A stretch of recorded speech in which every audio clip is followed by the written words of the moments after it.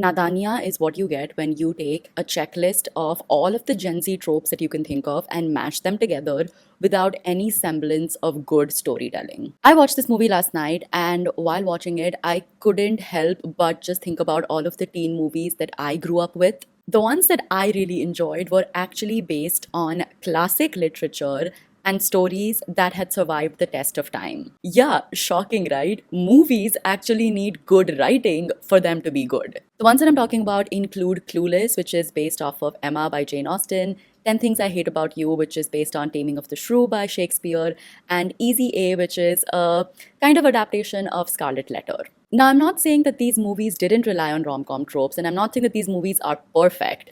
They still do have some problematic things about them.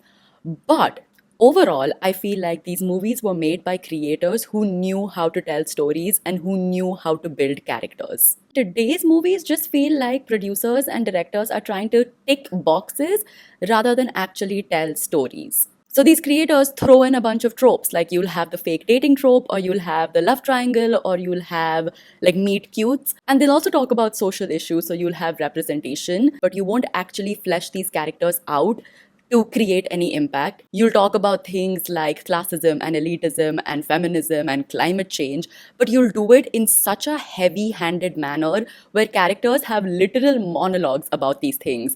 Because I feel like creators today think the audience is so dumb that unless they actually dumb down the content and just like place it out on a platter for the audience to consume, people won't be able to understand these themes. The older teen movies that I mentioned actually do also talk about these social issues, but they do it in a much more intelligent way and a lot more subtly. Clueless does talk about class and privilege in a certain way. Easy A tackles certain heavy themes like sexuality and double standards, the impact of rumors.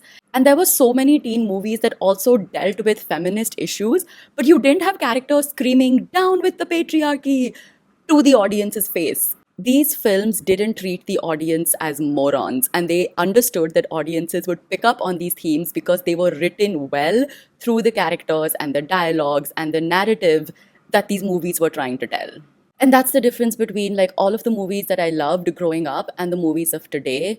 The movies from the past, I feel, actually focused on storytelling and character building and dialogues, and the movies today just chase trends and throw in a bunch of social media because they think that is what Gen Z and audiences today want.